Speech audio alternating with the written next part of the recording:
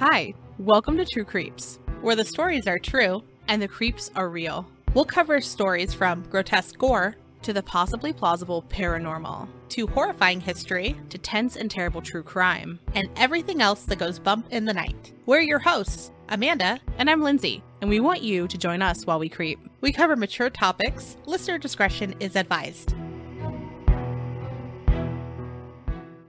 Hello, everyone. Today we are going to talk about women who, allegedly, killed many people with poison.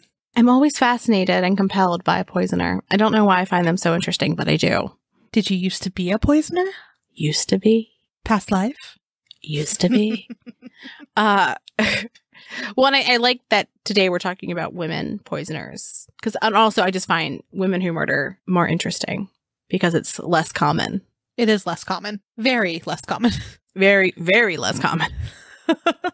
So the first one that we're going to discuss today was named Giulia Tofana. And I just want to point out that Giulia is spelled differently, and I love it. I don't know why, but it's spelled with a G. It reminds me of the wedding singer when Adam Sandler's like, Giulia, Giulia, Giulia. I did not think of that. I don't know why. But yeah, I like that. And then for some reason too, as we're going through these two women, all I kept thinking is it was them and Chanchuli like hanging out together. There's no reason for it, but I feel like they would have been friends. It's a similar vibe. Yeah. So let's talk about Giulia Tofana. From 1630 to 1655, Giulia and her network of poisoners killed over 600 people, which is wild. That's a lot of people. It's a lot of people. Some people praise what she did, while others call her a serial killer. One or the other, maybe both. Yeah, a little of both. We're both just like nodding at each other like, seems right. She began to be known as the Queen of Poison. Giulia was part of what is described as a criminal magical underworld. It's whimsical. It is so whimsical. It's very whimsical. Like, I want to know everything about it. Yeah, for sure. That would probably also be a very cool episode. Ooh, the criminal magical underworld. It would be. I don't know if you get these ads all the time, but I always get like weird coloring books that are just the most specific thing. And I feel like this could be one of them. The criminal magical underworld. Yes, it is. It is a very specific thing. So Linwood Molinaire was the first to describe the black market of poison and witchcraft in the early 18th century in Europe. Most people involved in this didn't just sell nefarious stuff, but they also sold things like herbal remedies for things that traditional medicine was unable to cure. So it's like, it's fine. We belong here. We're just selling, normal things. A little bit of this, a little bit of that. Yeah. So let's talk a little bit about Giulia's background. Giulia was born near Palermo, Sicily in approximately 1620, and her parents were Francis and Tofana, and her mother is also thought to be the person who originally made the first version of Aqua Tofana, and she did so to murder Giulia's father. I've seen sources that say that's kind of all an allegation, but I've also seen sources that are very adamant that that is true, and she was also imprisoned and executed for it. Oh, wow. In 1633. And her execution was by being drawn and quartered. And if you don't know what drawn and quartered means, it's pretty horrific. Good description. What it means is the victim was drawn. And what that means is dragged by a horse to the place of execution. Then they're hanged, but not quite to death. Afterwards, they're disemboweled, beheaded, and then quartered. Sometimes by tying each of the four limbs to a different horse and spurring them in different directions. I wonder what it means to be hanged, but not to death. Maybe it's not as far as a drop where like maybe their neck doesn't break, but it just chokes them for a while. Yeah, I saw some horrific illustrations where they show them being kind of like hung on a ladder type situation. And then that's where they're they start to be cut in the disemboweling process. And then they bring them down, and that's when they continue to make it worse or to connect them to horses.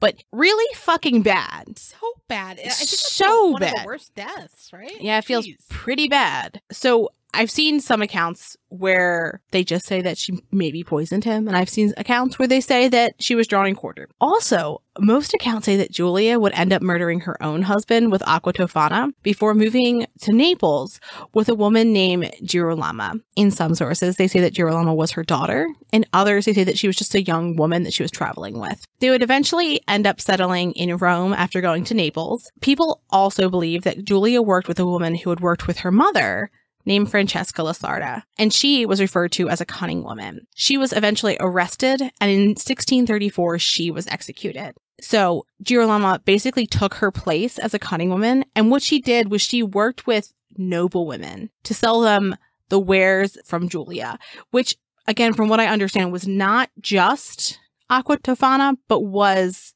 predominantly Aqua Tofana. So when we're talking about deaths, it's from that poison, but they also sold them other things. Mm-hmm.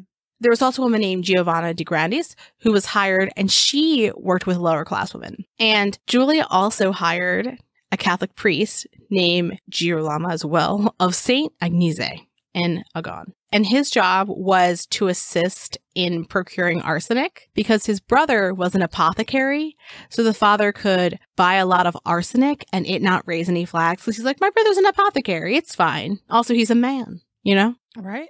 Well, they really thought this through. Well, I mean, she would go on to employ like 200 people. That would include lots of men. This is the list that I saw many places. Lots of confidence men, witches, apothecaries, astrologers, wise women, abortionists, and fortune tellers. And again, this is because she wasn't just selling poison. She was also likely selling herbal abortions, magic wands, grimoires, incense, love potions, breast milk, and, you know, the usual dried menstrual blood. First off, that's an interesting group of people to have together. Yeah. Like, I feel like it's the beginning of like a joke almost. Yes, yes. Like all these random people that really don't have a lot to do with each other, but kind of do.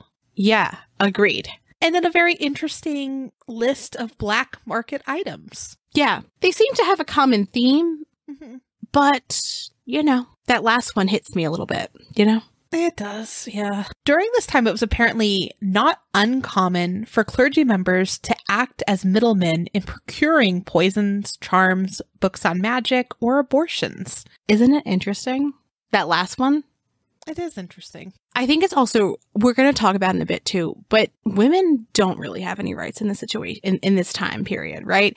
And it's even a relatively recent, in the grand scheme of things, distinction that a husband cannot rape a wife. It used to be that your wife was your property and you could therefore have sex with her whenever you wanted to, and her no did not mean anything. Yeah. So when you keep that in mind, it makes sense why you might go, okay, it's very reasonable that you might not want this child. Yeah. And kind of related to that, have you been to a wedding where they still use those vows where they're like, you will obey and all of this? And I'm like, oh. I've been to weddings where they've used the verbiage like that, but it's been with people who I don't think are the sort who would want to like write their own wedding ceremony. And they're just like, this is what a wedding ceremony is. This is always what it's been. Or they're very religious, or one of them is very religious. And they're like, this is what wedding vows are. And I'm like, I was in a wedding where I didn't expect it to happen. Oh, no. And then like and the I'm camera, we were like, obey, I will sooner die yeah. than just willfully obey you at any time. No, no, no. Exactly. Yeah. So let's talk about this poisoning network. Love that, by the way, a poisoning network. I mean, it's so thought out.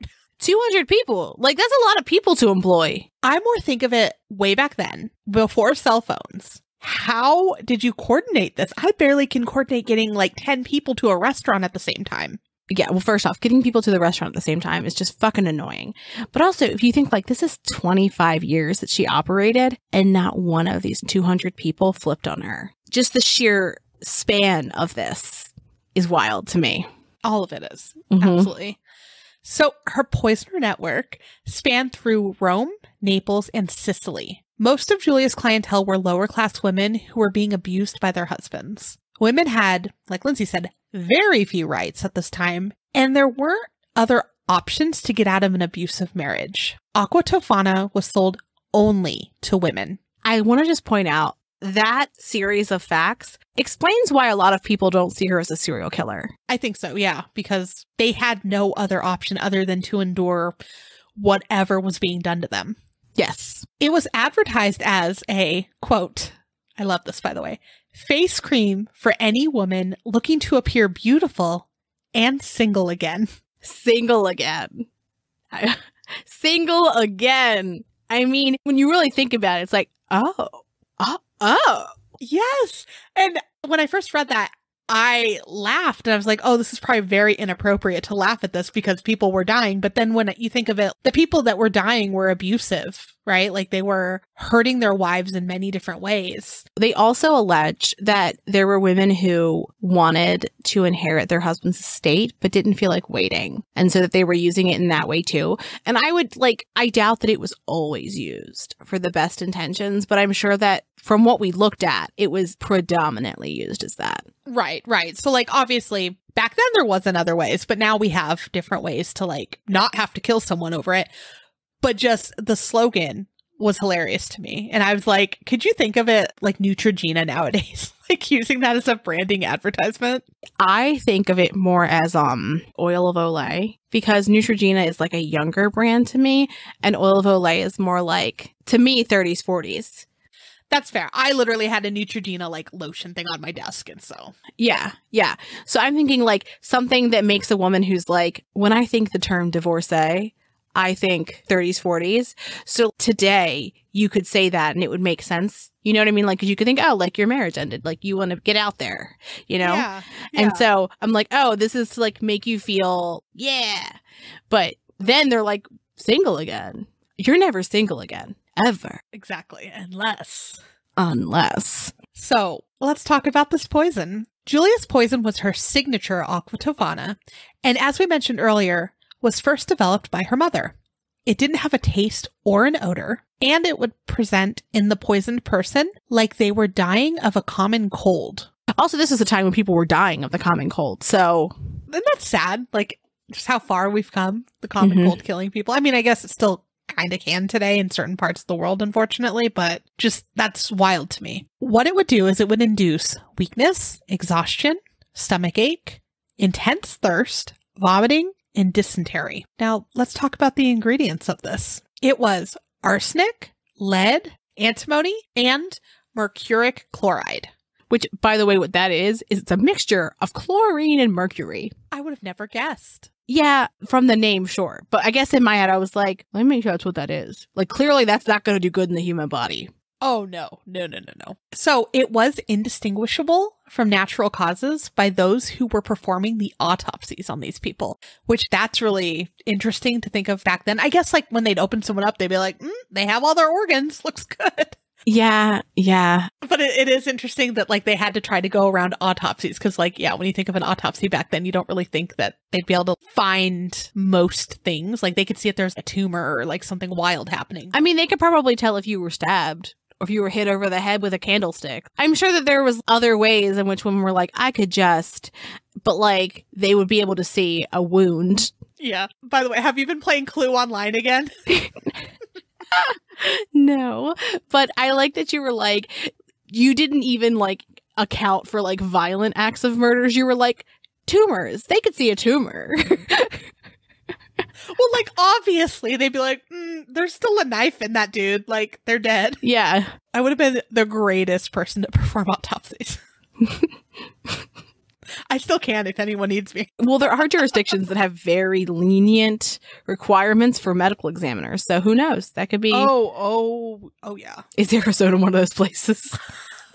I would not be surprised.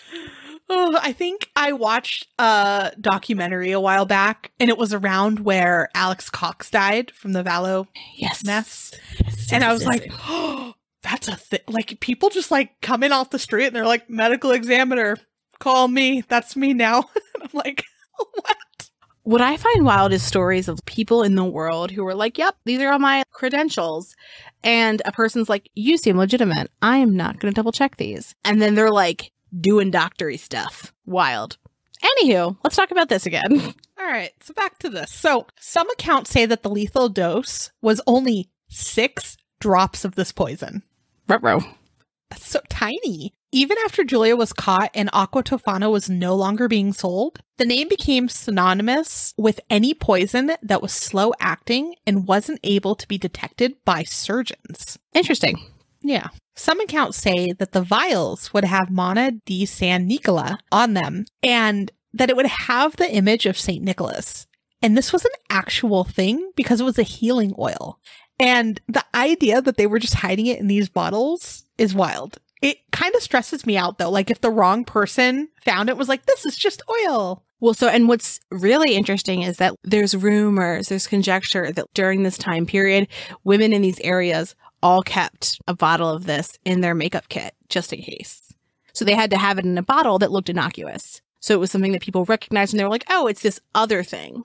And I'm like, yeah, but couldn't you see some accidental poisoning? Like, oh, I'm just going to steal her healing oil real quick. And then. Yeah, that or like children. Like children get into everything. I don't think children were getting into anything then. They were busy in like factories and stuff. Yeah, but like a 2-year-old's not working in a factory, or a 1-year-old that just started walking is not working in a factory. You know how like nowadays there's TikToks of like children getting into women's makeup and they're like putting on lipstick all over their face or like writing on a wall. I just don't picture old-timey children doing that. They're not allowed in their mother's boudoir. They had to get into stuff. They had so many of them though. Most of the time. Like there were so many children. They had to have done some stupid shit. Children do stupid shit. I'm sure they did, but maybe not this. Hopefully not. If you knew you had poison, would you be keeping it in a place where your kid could get to it? No, but kids get into things that you don't think that they can get into. They're wild, Lindsay. They're feral. They're feral. You can't control these children. Amanda has very wild eyes right now. They are. They're insane. You can tell that her child is 7. He's tame now. But anyways, back to the kids get into shit. That stresses me out. I mean, fair. Very fair. And also interesting, like during this time, generally potions and tinctures weren't really that effective or reliable. And so some people think that the stories of the efficacy of Aqua Tofana are greatly exaggerated. And some are like, oh my God, these silly women just happened to stumble upon an effective concoction. And I just can't tell you how angry it makes me to be like, oh, you're right. These silly women couldn't possibly have come up with something on purpose because they're smart, right. You know, smart enough to hire 200 people and have a criminal network for 25 years. I don't know why it makes me mad on her behalf because she did murder people, but it's still just annoying. Women can't even get credit for murdering people. They can't get any credit for anything. 200 people, a network of 200 without a cell phone. I just still in the back of your head. Yeah, wild. Yeah. So to administer the poison, they would typically mix it with wine or food. And you would think that people would think differently about making women do that, right? Oh, like get back in the kitchen? Yeah. Yeah, all I hear is I play Call of Duty, and anytime I speak, that's the first thing out of someone's mouth. What are you doing? Get back in the kitchen. I'm assuming you're meeting with strangers, not with the men that you regularly play with. Oh, yeah. Of course. Yeah. If we play with any randos, that's the first thing. So it's just funny. Like, okay, yeah, but women are known to poison you. Sure. I was talking to someone who was saying that whenever they play video games with random people and they end up talking to someone who's like very right-leaning, they'll somehow always get like right-wing conspiracy theorists who are like spouting off just like pure nonsense. And he's like, I just want to play this video game. Right. And now I'm concerned about humanity. Oh, yeah. There's been times where I've had to be like, that's enough video game. I want to play this game, but these people are insane. And they make me angry, and I shouldn't get angry over a video game. So that means it's time to stop. This isn't that fun. Hurts my soul. Yeah. Well, like, don't get angry about something so silly. But then when the people are crazy, or the second you speak as a woman, they're like, "Get back in the kitchen. What are you doing? Go make me a sandwich." And you're like, "You think that you should let a woman who you're talking to this way make you food?" Exactly. Yes. Here, have some delicious soup. Fresh. There's only 6 drops of herbal remedy in it. There are, how many ingredients do we have? 1, 2, 3, 4. That's a 4-ingredient soup. 5-ingredient soup. Oh, you're meaning the whole soup is this? No. Four of the ingredients are Aqua Tofana, and the other ingredient is soup. Oh. I'm saying 6 drops of Aqua Tofana. If you are telling women on the regular to go back into the kitchen, a full bowl for you. I think that's fair. Maybe even a full bowl of lye. And we'll get there, and that will make sense later. So, in 1650, a woman who had purchased Aqua Tofana had mixed some into a bowl of soup for her husband. And in the last minute, right before he was about to eat it, she knocked it out of his hand and was like, no. And he was suspicious. So he beat her until she told him what she had done and where she had gotten it. So then he turned her into the authorities, and they then, from what I've seen, tortured her until she provided the information. Giulia went into hiding after this because it was pretty loud what was happening, right? Yeah. People knew very quickly. And Giulia was beloved. The women who she had saved from these abusive marriages never turned her in, or women who inherited very early weren't turning her in, right? People weren't feeling badly about what they had done and going, we should make this or this is off the market. They were keeping their mouths shut, which meant that they were also loyal to her. And most of the time, you heard from a friend of a friend of a friend, and that's how people were finding out where to go and who to talk to get Aqua Tofana. Mm-hmm. So it's not surprising that the person who likely told this woman would then kind of the word would get back very quickly. Yeah. So word got back to Giulia, and she went into hiding in the church. And she continued to manufacture and distribute Aqua Tofana, but this time she had a new network, and it was nuns. Ooh. Yeah. And that was going fine until a rumor spread that she was planning to poison the water supply with it. Which she wouldn't do. No, because at this point, she's selling only to women, and mostly to women who are trying to escape a very bad situation. And also, she's selling it for money. She's selling it. Why would she just pour all of it in the water supply? That would also kill her network. That wouldn't, whatever. Exactly. It's a stupid reason to be mad, but okay. Be mad about something else, but not that. So, nevertheless, an angry group of locals went to confront the convent. And that's when Giulia got turned into the authorities. Again, they tortured her, and they did so until she confessed to the death of at least 600 men. And that's where that number comes from. It could be that it was more or less, but that's where the number of 600 comes from. But when you think 600 divided by 25 is 24 men a year, do you think they were only selling 2 vials of Aqua Tofana a month? I don't think so. No? And do you think that 6 drops is all that was in those bottles? Not at all. Probably not. No. For a vial that was supposed to be oil? No. Yes, exactly. So that's probably a conservative number. Some think that Giulia, her daughter, 40 customers, and 6 assistants were executed in Rome. Others think that Giulia died of natural causes in 1651, or that her execution was in either 1659, 1709, or 1730. And the last one's a little bit weird because she would have been over 100. It's that oil. But regardless of what you think happened to her, after she was arrested in 1958, Girolama, her daughter or friend, whichever the case, moved the operation to Rome, and then they took over. So they didn't stop making Aqua Tofana. And her and Giovanna were arrested and publicly hanged in 1659. Aqua Tofana continued to be produced after members of Giulia's network were apprehended. And that was because most apothecaries at that point had the recipe to make it. And it would later be credited with the murder of a famous musician and composer, Mozart. Which is crazy, because I had never actually heard this theory when talking about Mozart. And I'm just what an interesting end to this story, though, right? Is that we're fast forwarding almost a century later to Mozart. Right. Yeah, and a little bit about him. All of us have heard his name, obviously. Mm-hmm. But Wolfgang Mozart was just 35 when he died on December 5th of 1791. For some reason in my head, he was always older, right? Oh, I mean, 35. I'm 35. It's because he looked like he was 70. Yes. I feel like every painting I see of him, he has very bushy white hair. Yes. Yeah, I'm looking at paintings of him right now, and I'm like, you weren't 35. No, It hurts my soul. 35 going on 7,000. Yes. So at the time of his death, he had symptoms like a fever, a rash, vomiting, pain, and swelling. And it's speculated that he died of rheumatic fever, syphilis, kidney failure, or strep, which that's a lot of different things. Yeah. And I did see that there's even more theories today. A lot of people were talking about how he might have been bled. Yikes. Yeah, there's a lot of stuff going on with him. As his symptoms got worse, without a clear cause, Mozart himself wondered whether he had been poisoned by Aqua Tofana at one point. And specifically, he said, Ahem. I feel definitely that I will not Why am I Southern? I don't know. I love that, though. And yet I will be Southern for this. I don't know why. I feel definitely that I will not last much longer. I am sure that I have been poisoned. I cannot rid myself of this idea. Someone has given me Aqua Tofana and calculated the precise time of my death. What fun. I loved a dramatic reading. Dramatic.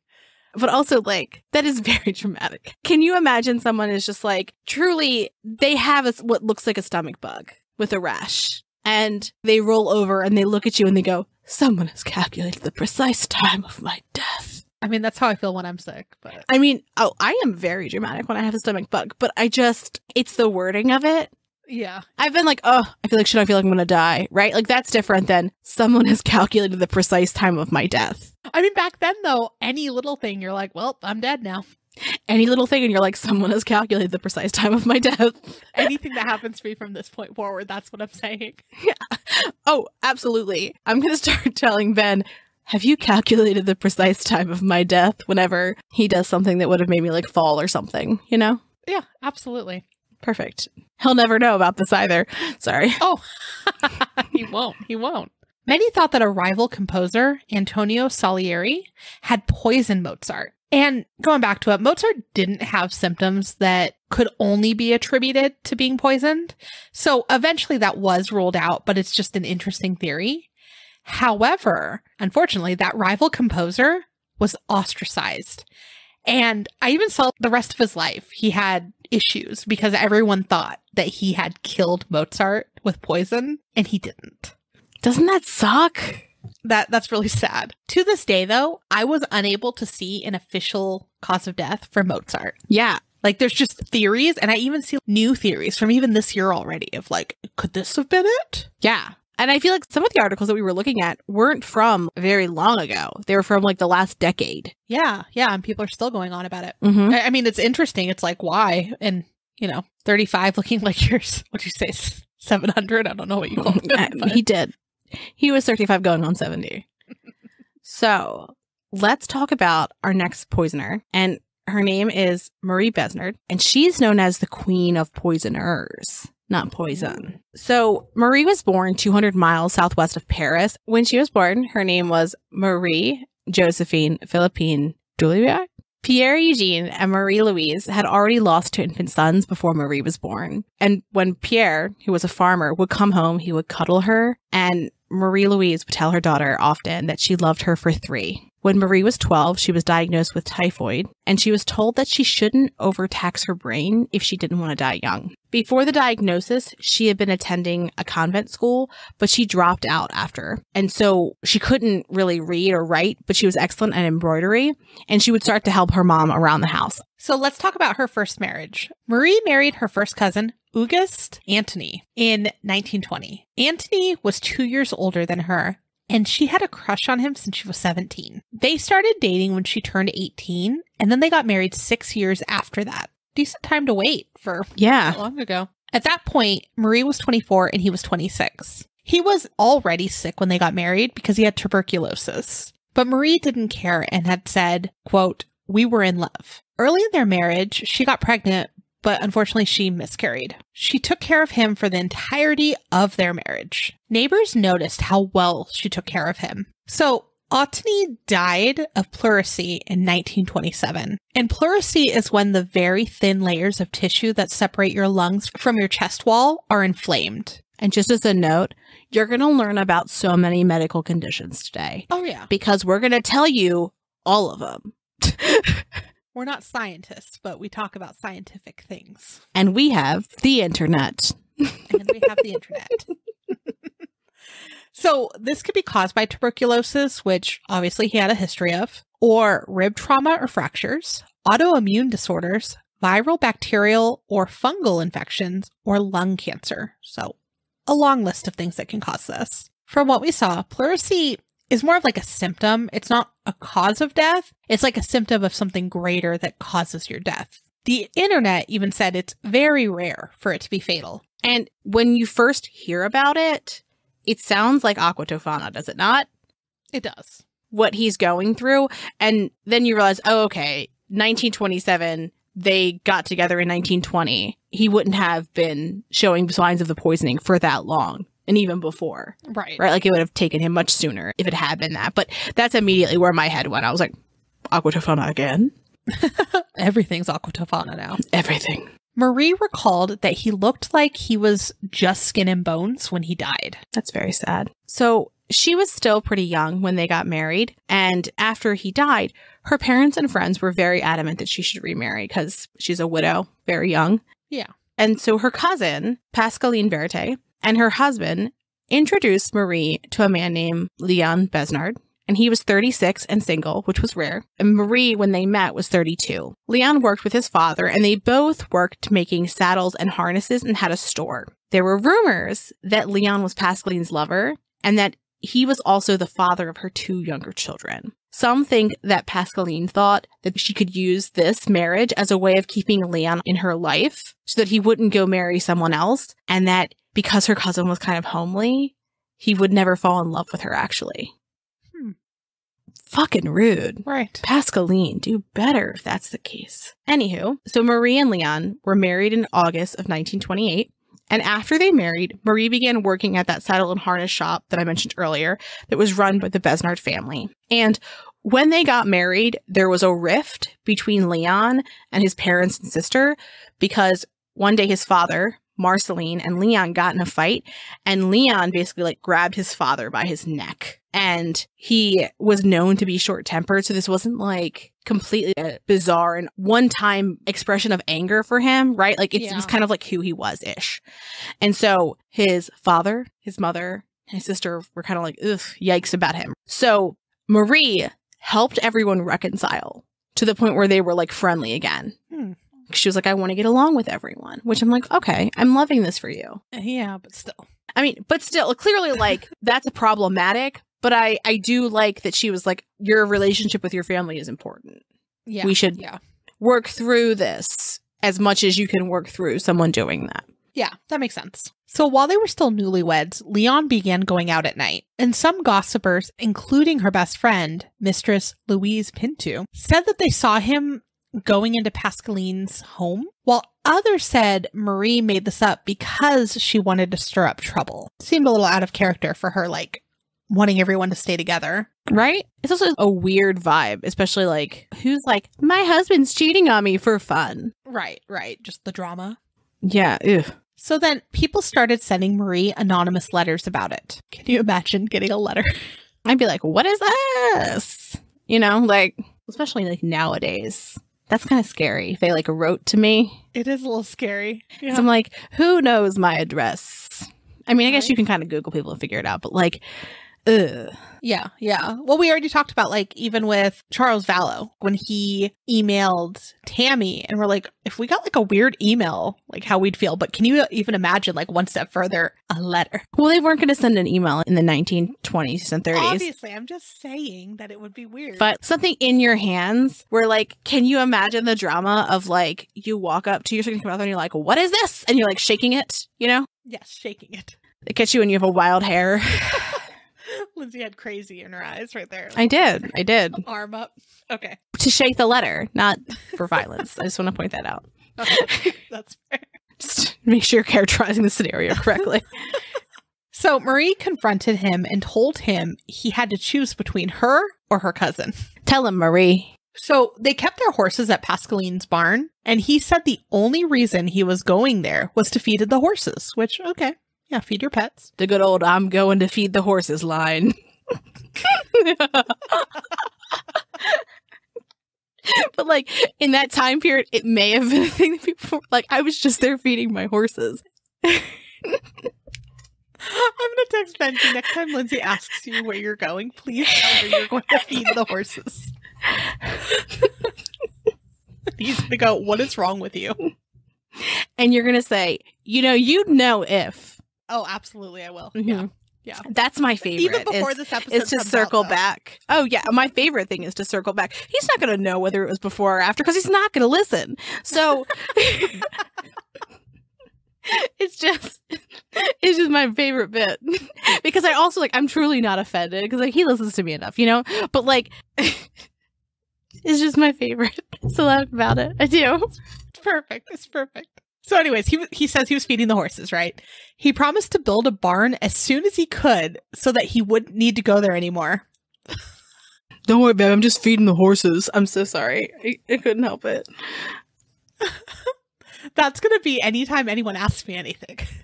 I'm just feeding the horses. You know our horses are at Pascaline's. You know what, though? But Mike's going to go, whose horses are you going to visit? Because, like, I would be like, I found these horses, and I'm going to go feed them. You're like, look, a distant relative has a horse, and I had to feed them. It doesn't have to be. It could be a horse that I found down the road. It could be. Someone contacted me to feed a horse.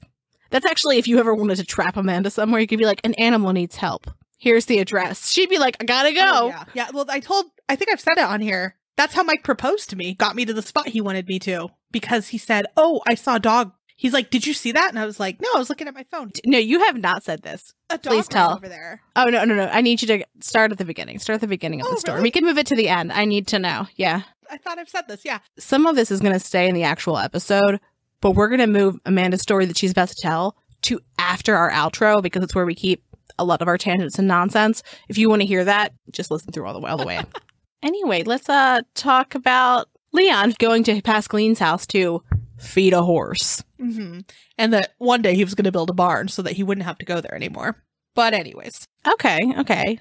We like action.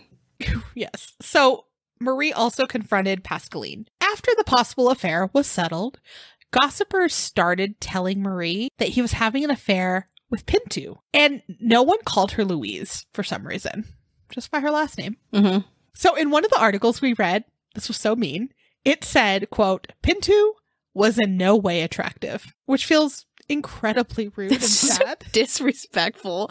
Like, what a weird way to describe someone. Like, okay. He couldn't possibly. She was in no way attractive. Yeah. So mean. So by now they had been married for 13 years, and he told her he loved only her. When he was talking to a friend about their marriage, he said, quote, everything's solid here. Then people started saying that Marie was having an affair. I don't know why people were so obsessed with this couple. What is it with people in this fucking couple? Go away. Go and get. They needed a hobby. Oh my God. Clearly. Not this hobby. Not this one. They need to go build that damn barn for them, is what they needed to do. So the first alleged affair that she had was with Toussaint Revie, who was Leon's best friend. And then the second alleged affair was with a German prisoner of war. Okay. The prisoners of war were working on farms in France while they were awaiting repatriation. The prisoner that was working on the farm, his name was Alfred Dietz, and they called him 80, and he lived in their attic. Okay. So sad. He was 30 years old, and at the time Marie was 49 and Leon was 53. At one point, Marie brought him new clothing because he was wearing a prisoner uniform, and people started to gossip even more, which just sounds like she was just being nice. Yeah. Feels kind. Yeah. He's like working on their farm. Living in an attic. And also, like, he's in her house, so he's probably like eating with them. So, like, he's wearing this one outfit all of the time. Yeah. It's just like, You could see why you might want someone to not. Like, that would smell. Yeah. Yeah. Especially working in a field all day. Ugh. Yeah. Yeah. So people suck in this area, I guess. Mm-hmm. Allegedly, at one point, Leon told a friend, quote, I am no longer the master in my own home. Dietz is the master in the house, and I am my servant's servant. That's drama. Although I feel that way about the cat sometimes. Oh, Amanda, you know I feel that way right now. The girl has got 5 medications, 2 of which she gets twice a day, none of which she takes without a fucking fight. So, okay, moving on from the affair drama-ish for now. There are accounts that compared to the rest of Leon's family, Marie and Leon lived pretty modestly, and this was despite the fact that the rest of his family was pretty well off. We've seen lots of accounts that people say that Marie and Leon were very resentful about this. So keep that in mind, because people are going to start to die now. Leon's great aunt Marie-Louise Lecomte was Leon's grandmother's sister, and she was 86 when she died on August 22nd of 1938. And her cause of death was listed as old age, She had no children, but she did have a pretty decent estate. Marie had cared for her before she died. And despite Marie having cared for her, the entire inheritance went to Leon's parents. And because of this, Leon had a hissy fit and decided to not attend her funeral. Marie tried to get him to go, and he refused. And she wanted to go, especially because she was taking care of her in the end. So, like, they likely bonded. Yeah. I would imagine. But she didn't, because she was worried that Leon would be mad at her. On July 14th of 1939, Toussaint Rivet died. And again, remember, that's Leon's best friend. He was a baker, and he was actually sick for a relatively short time before he died. And I think that's one of the reasons that people thought this was a little bit more suspicious. But again, Marie came to help take care of him. She was helping his wife, Blanche, take care of him. And his cause of death was listed as galloping consumption, which I had never heard of. Like, I'd heard of consumption, which is tuberculosis, but not when it's galloping. And apparently it's described that way because it's one of the worst strains of tuberculosis, and it moves quicker than tuberculosis typically does. Okay. Because remember earlier we were talking about Marie's first husband, who had tuberculosis for 7 years before he died, versus a short period of time and then dying. So after Toussaint, on May 14th of 1940, Marie's father, Pierre, died. And he died of cerebral congestion. And what the fuck is cerebral congestion, you may ask? It was basically a way to describe a catch-all for things that happened kind of in where you would assume would be the brain, right? So that would include things like cerebral hemorrhage, depression, manic outbursts, headaches, comas, seizures, and then various other brain syndromes that when I looked them up, I did not understand them. Fair. But various other brain syndromes. Marie and her mother, Marie Louise, shared the inheritance from her father. And at that point, Marie Louise moved in with Leon and Marie, which makes sense, right? Yeah. Every morning after that, Marie and her mother would go to church and pray for her father. And they would all wear all black. Very devoted, very devastated. Clearly, it appeared. It appeared. It appeared. So on September 2nd of 1940, Louise, Leon's 92-year-old grandmother, died. And Marie had been her nurse when she had gotten sick. Her official cause of death was old age, and she left her assets to Leon's parents. Then, in November of 1940, Marceline, Leon's father, who was 58, so not very old, died. And he died after eating some mushrooms, and he began having diarrhea and vomiting. His wife, whose name was also Marie Louise, was his sole heir. On January 16th of 1941, Marie Louise Besnard, who was 69, died. Marie was her nurse, as she was dying as well. And her cause of death was listed as double pulmonary congestion. And pulmonary congestion is when the membranes around the lungs have a buildup of fluid. And it's often a symptom of congestive heart failure. So she hadn't fully forgiven Leon for grabbing Marceline around the neck, which we talked about earlier. So she left the entire estate to Leon's sister, Lucy. On March 27th of 1941, Leon found Lucy hanging from the stairwell in the house next to them that she had gotten as part of her mother's estate. She didn't have a will, so Leon, which was her next of kin, inherited her entire estate. So that means, like, also the entire estate of his parents, too. Yes. Which is everything. Okay. So, on December 27th of 1941, Blanche Rivet, who was only 58, died of acute uremia. She was only sick for a short time, and guess who cared for her? Marie. And just so you know what she died of, it is when you have a decreased kidney function, and it causes a buildup of waste in your blood. So probably like a horrific death. That sounds uncomfortable. Yeah. And when she passed, Marie was the sole heir of Blanche's estate. Okay. So far, we have had many a death from things that seemed like they're other things, right? Yeah.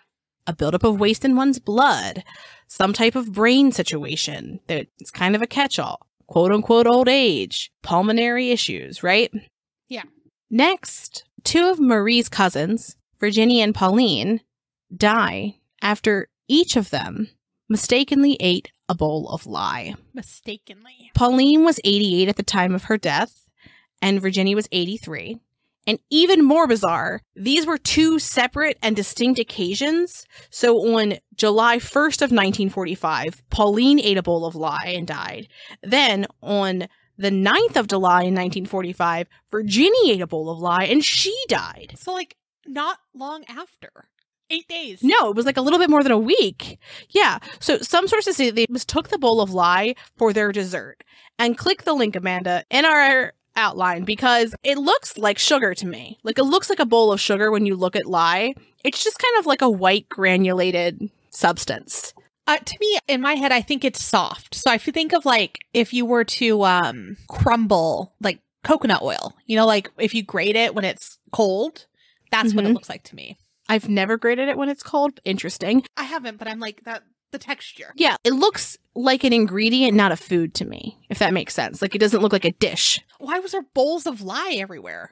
That's a good question. Especially after the first occasion, an elderly woman ate one, right? How do you eat a whole bowl of it? Like, if you took a bite, I don't know. you'd be like, this is not dessert. Well, that's funny you say that, right? Because, of course, I looked up what lye tastes like. Of course. And how it would feel to eat it.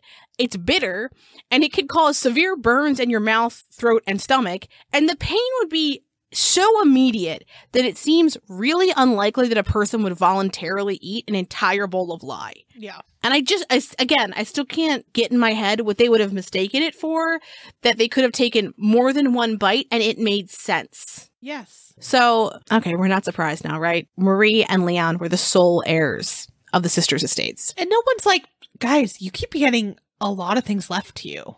That's insane. Yes. Well, and like, keep in mind, in the beginning, not so much. People were dying and leaving it to Leon's parents. Yeah. But then their estate got really big, right? Mm-hmm. So when Leon and Marie got married, they only had the saddle and harness shop. I'm pretty sure that was theirs. Yeah. And it was like the family's, but it was theirs. But by this time, they had 6 houses, an inn, a cafe, and 2 farms. One of the farms was for grapevines, and the others was a horse farm. So I would imagine the horse farm would be particularly lucrative as well, right? Yeah. So then, on October 25th of 1947, Leon died, and he also dies of uremia. There are accounts that Marie fell in love with someone else and had poisoned Leon to get him out of the way. There are also accounts that Marie found out that Leon was having an affair, and that shortly before Leon died, he told Pinto that he thought he was being poisoned because his wife, quote, had served him some soup on a bowl that already contained a liquid. Marie was his sole heir as well. But like, if he saw that, why would he eat the soup? Right? Also, Pinto was like, oh, he said this, right? That's the only person who he would tell that to. I feel like I would be like telling literally anybody who could hear me. Right. Something's askew. Being poisoned. So I'm being poisoned. Wait, what's... Oh, I think that someone has calculated the precise time of my death. Yes. Pinto. That's what he said. Thank you. Someone has calculated the precise time of my death. Yeah, you gotta get it right. Yeah, of course. So let's talk about the aftermath of Leon's death. So Pinto told basically anyone who would listen Leon's story, which fair, like you should. But this included her possible lover, Auguste Massip. And after Pinto's house was ransacked, Massip blamed Marie, and he decided to write a letter to law enforcement to accuse Marie of poisoning Leon. And when he sent this letter, he sent it anonymously. They questioned Pinto as the letter cited her as a source of the information. So let's move on to the investigation and the trials. So when Marie spoke to law enforcement, she denied involvement. Leon had always run all the farms and the businesses, and then when he died and left it all to her, she had to take on all of the work. So of course she was, overwhelmed, and she wasn't a fan of doing all that work. Fair. She really relied on Adi to help her, and he eventually returned to Germany. And after a few months, he did end up coming back.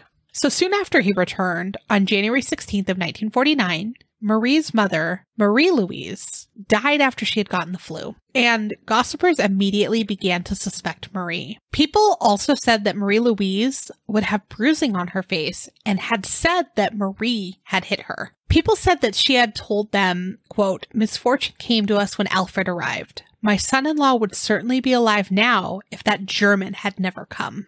Yikes. Right? Law enforcement couldn't really ignore the gossipers anymore, so they opened an investigation, and they questioned her for hours. They also questioned Adi, and when they were done, they had driven him 7 miles from the farm, and they had him walk back. Rude. Leon's remains were exhumed on May 11th of 1949, and on July 21st, Marie was arrested after they found traces of arsenic in his remains. All of her relatives, except her first husband, were exhumed, and with the exception of Marie's mother, everyone had traces of arsenic. Ruh-roh. When she was arrested, she was also charged with fraud because she had cashed her aunt's pension checks at one point or another. During the first trial, they called into question the work of the expert that had conducted the tests, so her murder charges were dropped until they could redo the analysis with a new expert. This required the bodies to be re-exhumed, which, thinking about that in the 40s, seems really difficult. And what's interesting is, from what I understand about how they did this, the exhumation, they took canisters of like body from the grave and then like put them back in. So like now when you exhume someone, you take their remains elsewhere. Yeah. But like it very much seemed as though at the cemetery, they were like, let's just take some pieces and we're out. Yikes. That's wild. Yes, yes. So this time when they re-exhumed them, 3 toxicologists conducted the analysis, so it was multiple people. At first, Marie was told that they found no arsenic this time. Then, that they had found arsenic in some of the bodies. In the period between the first and second case, a study was conducted that showed that arsenic could enter the human body through soil. We now know, in the year 2023, that the concentration of arsenic in the soil is very small. Yeah. And it's about like 1 to 40 parts per 1 million parts of soil. So incredibly diluted. And we also know that arsenic obviously is a natural element of soil, but I don't think they did know that then. So they were like, there's arsenic, you know? Yeah. There's arsenic in the soil and it's going into these bodies, right? And that's what they're saying. So they tested the soil at the cemetery and they were like, oh, there's arsenic in the soil. So now we're like, yeah, there's arsenic in soil. Of course, you found arsenic in it. Yeah. But they were shocked, and they even talked to people who worked at the cemetery. One guy was like, I was growing potatoes here. I'm so sorry. My bad. That's why there's arsenic in the soil, not because soil has arsenic. So despite this concern about how the arsenic got into the bodies, whether it was before they died or after they were buried, they still had a second trial. And it began in March of 1954. And in the trial, they had witnesses in the town talk about Marie. And so some people would say, oh my gosh, she's just the kindest person I've ever met. And other people were like, she is the worst. She's the meanest person. And a lot of people described her as gracious and caring. And some people were like, no, she was just there for people's money. Right. So it really, really varied. And one person even alleged that she said, arsenic is a good substitute for divorce. Oh. Right? During the trial, one of the defense witnesses who spoke to Adi, who was back in Germany, said that apparently Adi confessed to being Marie's lover to escape police torture.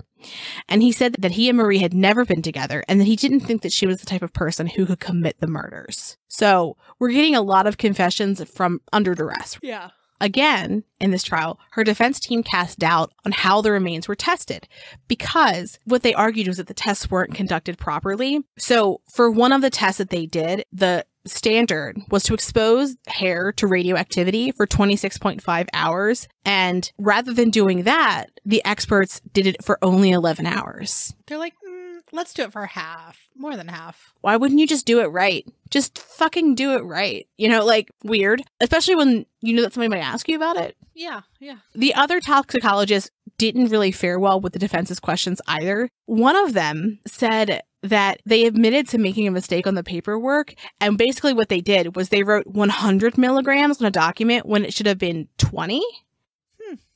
And that just doesn't feel like an easy, like, written or typed mistake to make. No. Because, like, I could see 10 and 100. Yeah. But 20 and 100 are very different numbers. And because of these blunders, the murder trial again was dropped. So, in between her second and third trial, Marie wrote memoirs. And by the time her third trial began, some of the witnesses had died. So, for example, Massip. And he was the one that had originally written the letters to law enforcement. There were also people who recanted their previous allegations, like Pintu, who said that Leon hadn't told her about Marie putting something in his soup. That feels like a pretty big fucking deal, considering that's why they came and tortured everyone. Yeah, that's fair. So, again, her defense called into question how the testing was done on the remains. They also mocked the current and previous cases. Love that for them. Finally, her third trial got to jury deliberations, and she was acquitted of all the murders in 1961. So while all this was happening, she had spent a total of 12 years in prison. Which is incredibly egregious, but especially so when you consider that her fraud charges were only a 2-year sentence. Mm-hmm, mm-hmm. And that this was all like 10 years of waiting for trials. Yes. In 1962, her memoirs were published and became a bestseller. And it was even translated into English. Marie ended up dying in 1980 when she was 84 years old.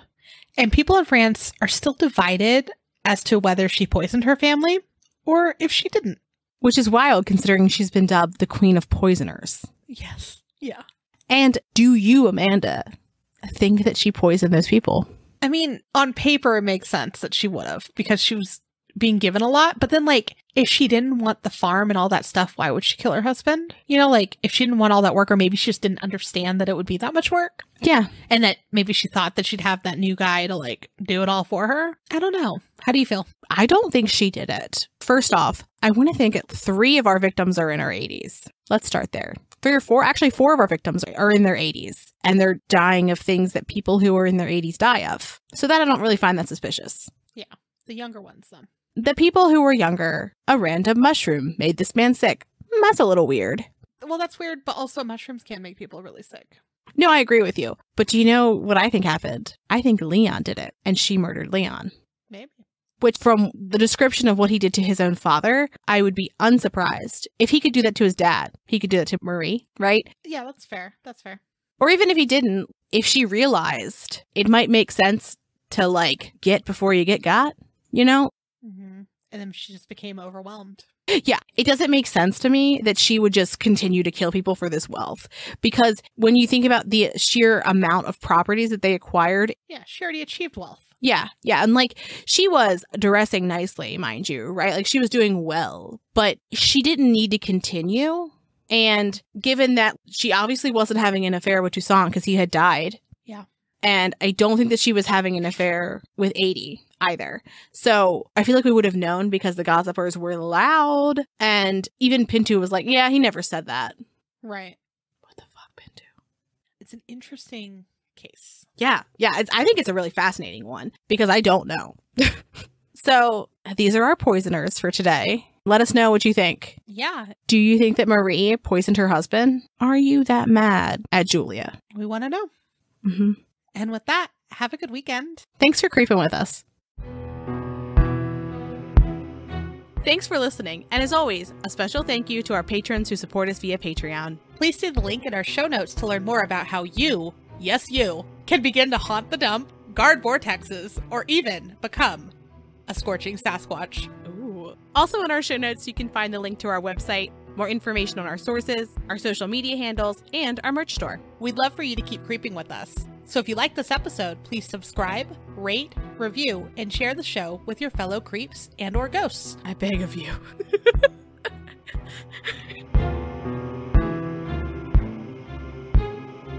Yeah, so we have captured countless dogs. Over the years, right? Like, not rescued, captured. Captured them from the streets, yes, and then made them love us. Streets.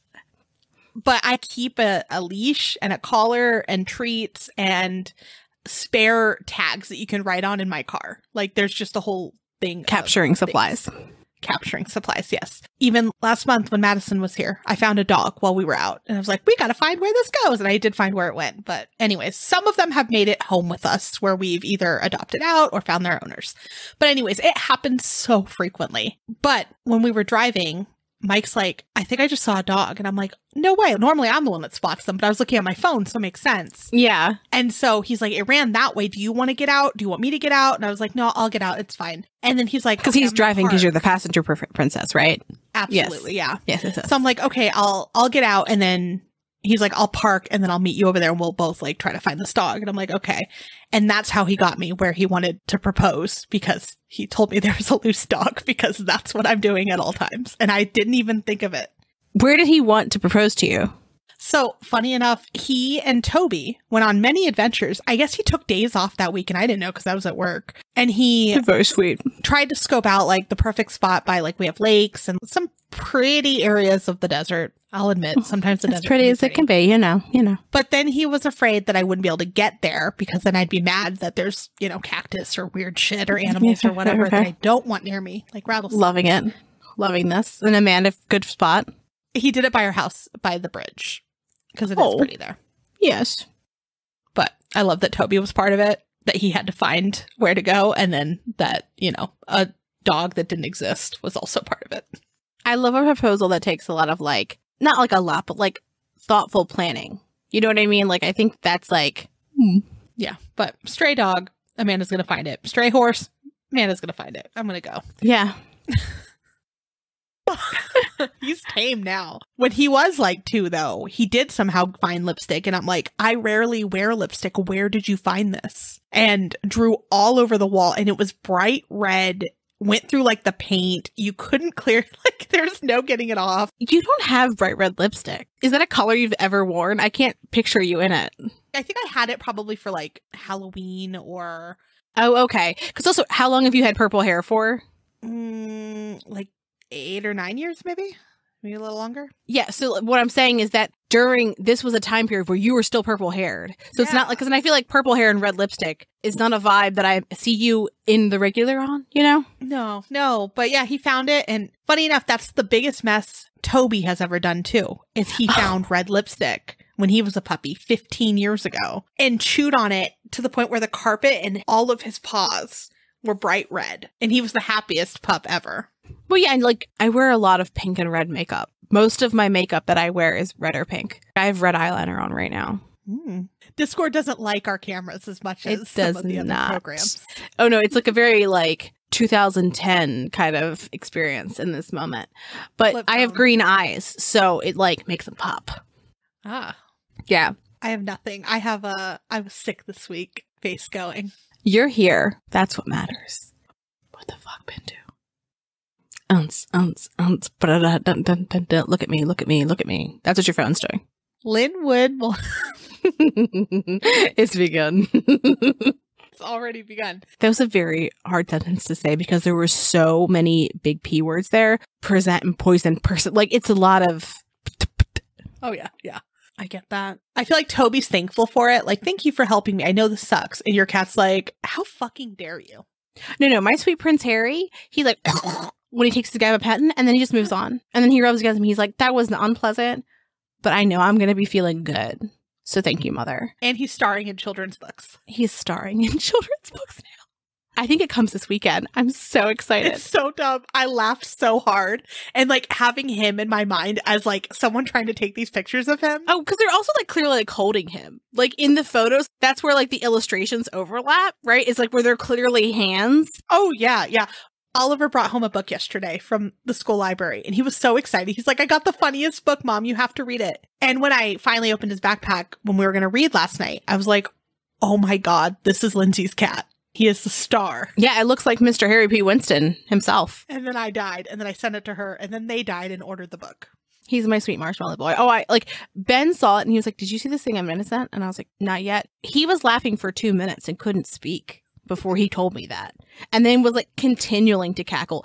And that was just with him looking at the cover of this book before we even got into the inside of it.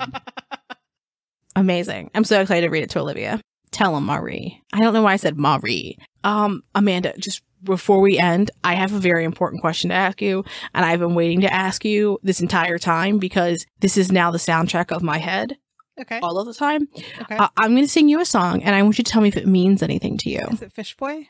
Or Fish Head? No, it's not Fish Boy. Whatever it was. No, Fish Boy. And I said Fish Boy right back to you. It's not Fish Head. It is. Let me just take a sip of water first. Capybara. Capybara, capybara, capybara, capybara, capybara. Capybara, capybara, capybara, capybara. Does this resonate with you? Is Livy having you watch weird cartoons? No, that's the side of I'm on Capybara TikTok. Oh. And 40% of the TikToks that come up on my For You page are now capybaras or have this sound or are about other people being on Capybara TikTok. Okay. That's new. I have not seen that. And I was like, maybe this is everyone. I'm not on that side of TikTok yet. I'm sure it will happen now. I hope it does for you. It's a treat. I forced it upon Ben now because my love language is, well, I did send it to him, but my love language is, will you watch TikToks with me in bed? Yeah. And he is like, okay. And so now he's like, but also I'm like, sing it. And he goes, capybara. Sings it. Oh my God. He knows what I mean. Like unprompted, like we're talking about something else and I just turn and go, sing it. And then he sings it. What side of TikTok are you on now then? My side of TikTok is a lot different. Oh. Lately it's been a lot of like when we were young in music. Obviously animals. Of course. A lot of raccoons. I mean, I do love a raccoon TikTok. A lot of raccoons. Little hands. And like, I don't know if everyone's getting this. I keep seeing it all the time. There's this woman who like makes strange drinks and she says like coffee and honey very strangely. Like she emphasizes weird parts of the word and she's always like putting stuff inside fruit. And I keep getting her TikToks and then like people remaking them, but like in silly ways. I mean, she shares them again and like laughs. So it's not like making fun of her. It's more like kind of a joke. I don't know. It's weird. I get that a lot, but I think that's like the only odd one. Is she's putting coffee in fruit? Yeah, she's making like various types of coffee. I can't imagine a fruit that I would want coffee inside of. Like not a single one. Yeah, it's weird. I'm going to start sending them to you so you have to see this too. Perfect. It's like that and like political. I want you to naturally end up on Capybara TikTok. I don't want you to search for it. I want it to search for you. I'm surprised because I get so many different animals. I get a lot of farm life, like different goats doing weird things and a lot of ducks. You know what you haven't gotten yet though? Capybara. Capybara. I mean, I can't wait. I can't wait to get there.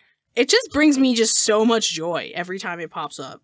And there's no like reason that I needed to bring this up other than I need everyone to be on Capybara TikTok now. It feels very important. Honestly, for everyone's joy. It's going to happen because someone's going to search for it and they're going to send it to someone.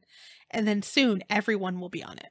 It'll be the mainstream TikTok that everyone sees, not just me and like 30 other people, apparently. You think only 30 people? Okay. I don't know. I feel definitely that I will not last much longer. I am sure that I have been poisoned. I cannot rid myself of this idea. Someone has given me Aqua Tofana and calculated the precise time of my death.